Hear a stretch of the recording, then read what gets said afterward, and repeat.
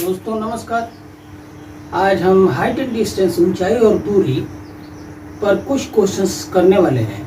और जैसा कि हम हमेशा की तरह इसमें भी बात करना चाहेंगे कि हम वे सारे क्वेश्चंस कर देते हैं और करना चाहते हैं जो एग्जाम पॉइंट ऑफ व्यू से बहुत ज़रूरी है या किसी फर्दर और क्वेश्चंस को करने में हेल्पफुल होते हैं। उन क्वेश्चंस को करते हैं, डिफरेंट टाइप के क्वेश्चंस जिनकी आवश्यकता मैं महसूस करता हूं कि है, उनको करता हूं।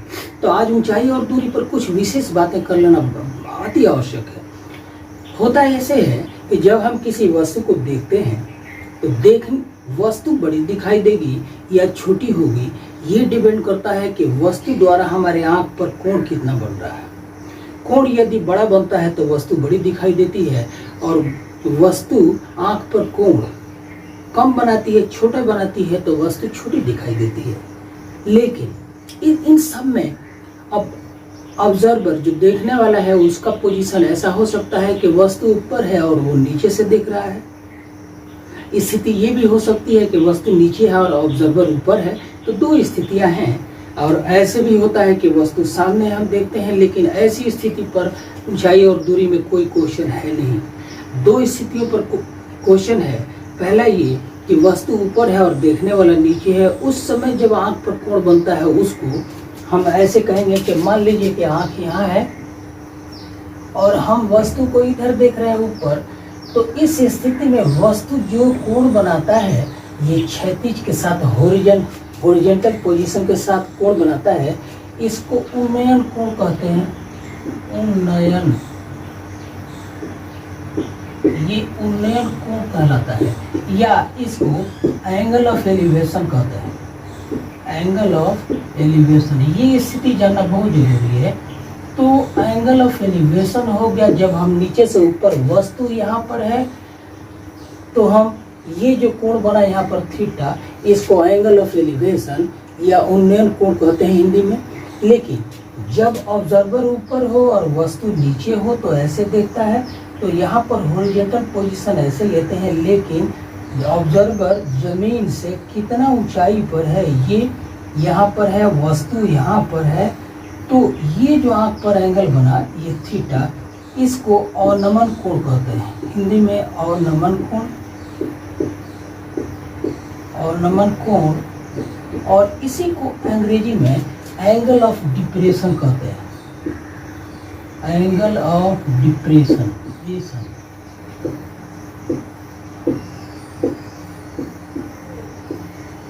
तो इस स्थिति में मतलब दो स्थिति हुई, और इन्हीं दो स्थितियों पर हमारे लिए 10th क्लास में हाइट एंड डिस्टेंस, ऊंचाई और दूरी पर सवाल हैं। तो हमें कंफ्यूज नहीं होना है। जब एंगल ऑफ एलिवेशन हो तो नीचे से ऊपर देखा गया है। इससे ये होगा कि जब हम चित्र बनाएंगे, फिगर बनाएंगे, तो सही सही फिगर बनेगा, और जिस दूरी को निकालना हो, ऊंचाई हो या दूरी हो, वो स्थिति हमको समझने में प्रॉब्लम नहीं होगा। इसलिए हमने इस पर बात किया। और एक ही क्वेश्चन, और मैं इस एक्सरसाइज में लगभग 10 क्वेश्चन देने वाला हूँ, और ये 10 क्वेश्चन अगर आप कर लेते हैं तो मुझे लगता है कि हाइट एंड डिस्टेंस में किसी भी परिस्थिति में आप क्वेश्चन कर लेने में समर्थ होंगे, ये मैं दावा करना चाहूँगा। हेलो गाइस, तो इस तरह से क्वेश्चन हमारे सामने है। क्वेश्चन ये है कि the shadow of a tower standing on a level ground is found to be 40 metre longer when sun's altitude is 30 degree then when it is 60 degree.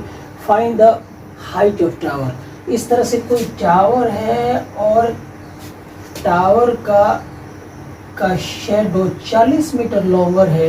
जब एंगल ऑफ एलिवेशन, ये tower हो गया हमारा, ये tower हो गया, और इसके शीर्ष का इसका एंगल ऑफ एलिवेशन 30 डिग्री से जब ये शैडो धीरे धीरे आगे बढ़ता है और 60 डिग्री हो जाता है, मतलब इसी का ये एंगल ऑफ एलिवेशन 60 डिग्री हो जाता है, तो ये 40 मीटर शैडो का डिफरेंस हो जाता है। मतलब यहाँ से ये दूरी 40 मीटर दिया हुआ है। ये शैडो ऐसे ऐसे खिसक रहा है, या बढ़ रहा है या घट रहा है, डिपेंडिंग ऑन टावर का शेडो ये पूरा है तो जब 30 डिग्री एंगल ऑफ एलिवेशन है तो ये पूरा शेडो है, और जब 60 डिग्री एंगल ऑफ एलिवेशन है तो ये शेडो है।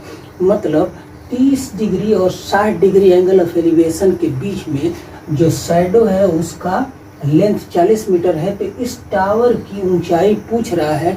अगर इस चित्र में हम नामकरण ऐसे कर दें सुविधा के लिए A B C and D, तो हमें टावर ए बी की ऊंचाई निकालनी है।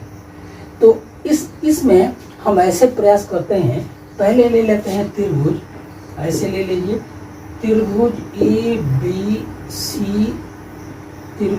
बी सी से इसमें हम लिखेंगे tan 60 डिग्री बराबर होता है लंब, मतलब ए बी अपॉन आधार का मान हो गया बी सी, और tan 60 डिग्री का मान होता है √3। तो एक रिलेशन आ गया ए बी बराबर हो जाएगा √3 बी सी।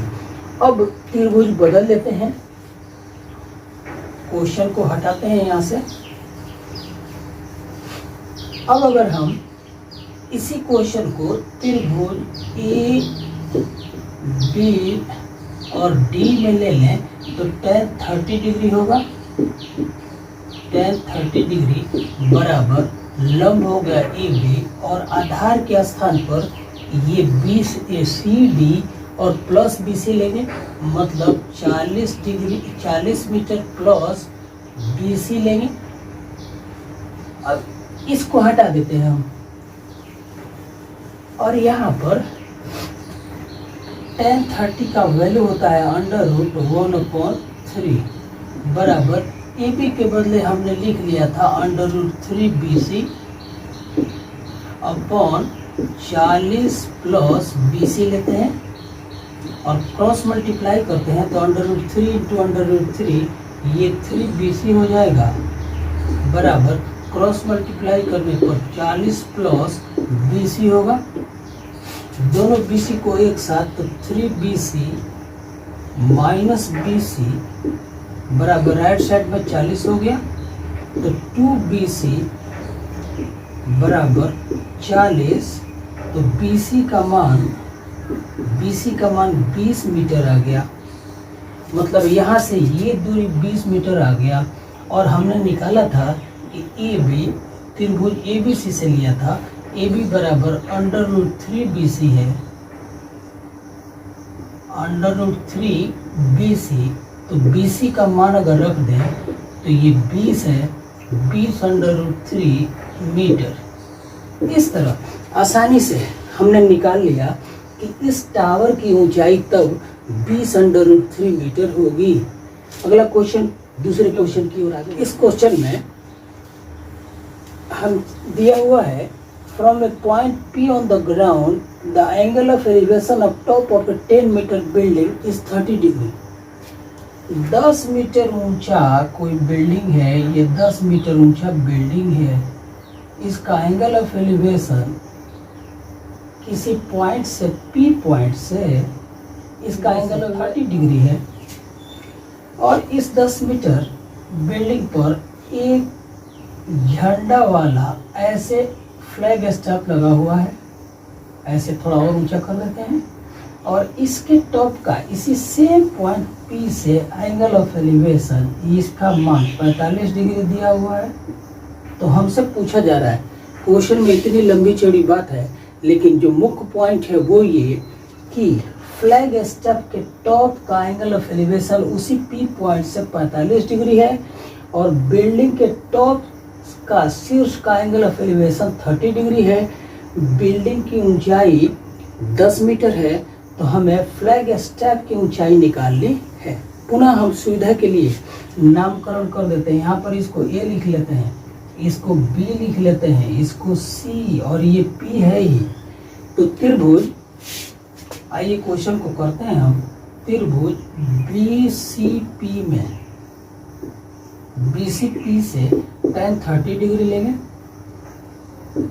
tan 30 डिग्री बराबर लंब हो गया 10 और आधार का मान PC हो गया और tan 30 का मान होता है 1/√3। तो क्रॉस मल्टीप्लाई किया तो PC आधार का मान 10√3 मीटर निकल गया। अब इसका हम एप्लीकेशन लेंगे। अब त्रिभुज PAC ले लेते हैं। तो त्रिभुज PAC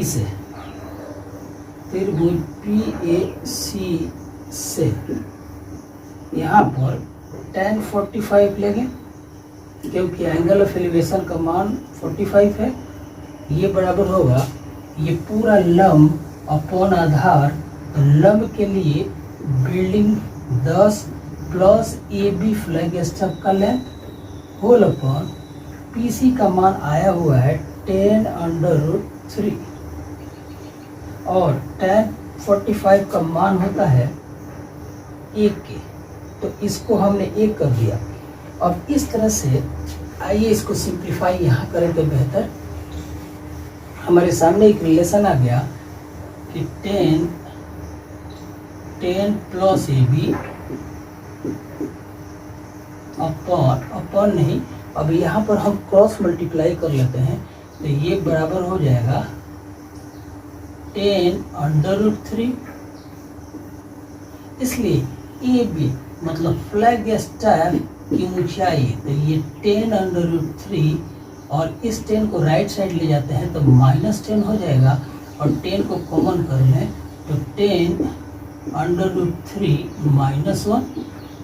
तो फ्लैग स्टैब की ऊंचाई हमने निकाल लिया है। ये माना गया 10 × √3 - 1 इतना लिख सकते हैं।